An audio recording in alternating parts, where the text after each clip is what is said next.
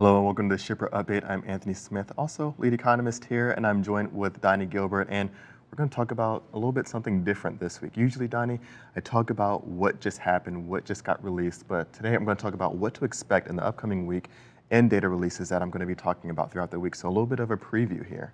All right, shippers, let's go. Yes, all right. So starting upstream, of course, I love manufacturing. I love industrial production, new orders, all this stuff. And I also, as you know, love flatbed outbound tender rejection index. I look at it almost every single chance I get. So looking at this, the flatbed outbound tender rejection index has not led us astray when going into what to expect throughout the pandemic, or really even before the pandemic, what to expect within, of course, housing and what to expect within industrial production or manufacturing. So looking at the recent kind of wavering now uptick in the green line, our flatbed outbound tender rejection index, it kind of solidifies or drives home the expectations that even though there's going to be some slight easing for industrial production or manufacturing, there's not going to be an overall downward movement or a big drop off, because there's still a lot to come from new orders. There's still a lot to come into production. There's still a lot of shipments to be put out, because we're looking at industrial production, we're looking at manufacturing, we're seeing that new orders are still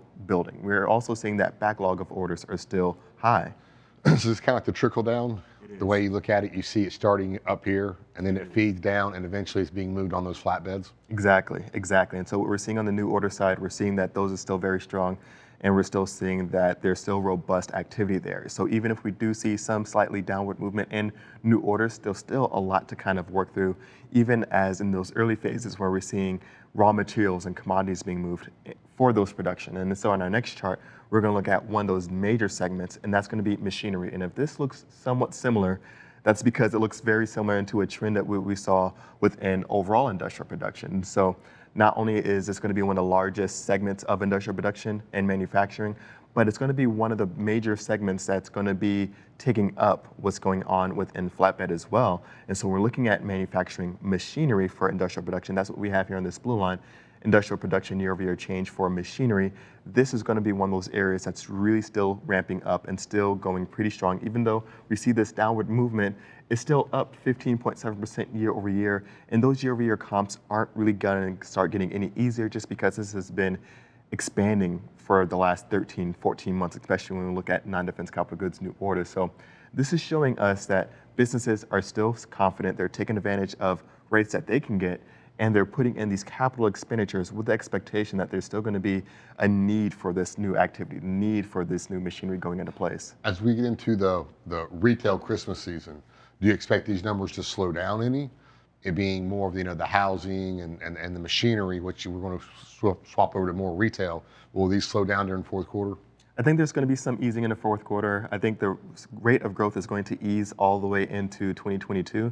But a lot of times in economics, we look at a hard landing or a soft landing. So in this instance, we're looking at the year-over-year trend. I don't think it's going to be an overall crash or a recessionary trend for manufacturing or industrial production. So I think there's going to be an easing. There's going to be a little bit of a slowdown, but nothing too overt. But so still increasing, yeah, but a slowdown of the increasing. Exactly. All right, well, that's always good to hear. Exactly. And so that's going to be neat, especially when we get into the fourth quarter. I think in our next chart, we're going to look at one of the big parts of what's going on. You just mentioned housing and construction, home purchasing sentiment index. I know this is a sentiment index, but it still has real world implications. So we're looking at it, it's not just going to be telling to what's going on with housing starts or what's going on within actual retail construction, but how confident consumers are making these big ticket purchases. And so we're looking at the home purchasing sentiment index. We're seeing that it's divided a little bit, but I wouldn't even say divided, one-sided. Buyers are not feeling confident in this market right now. And so if they're not feeling confident, they're just kind of sitting on cash and becoming discouraged. And so that's going to lead to fewer purchases. And so that's going to kind of help inventory build up a little bit, because inventory has been one of the biggest issues throughout the housing and construction industry. Well, do you think that people are sitting on their money currently right now because the housing market's in a peak? Very because much so. Right now, housing prices are probably overinflated. There's people getting $20,000, $30,000, $40,000 more than what they would have gotten 12 months ago for their houses. Mm-hmm. So maybe people are saying, if I go out and buy a house now, in 12 months it's going to be worth $10,000 or $15,000 less.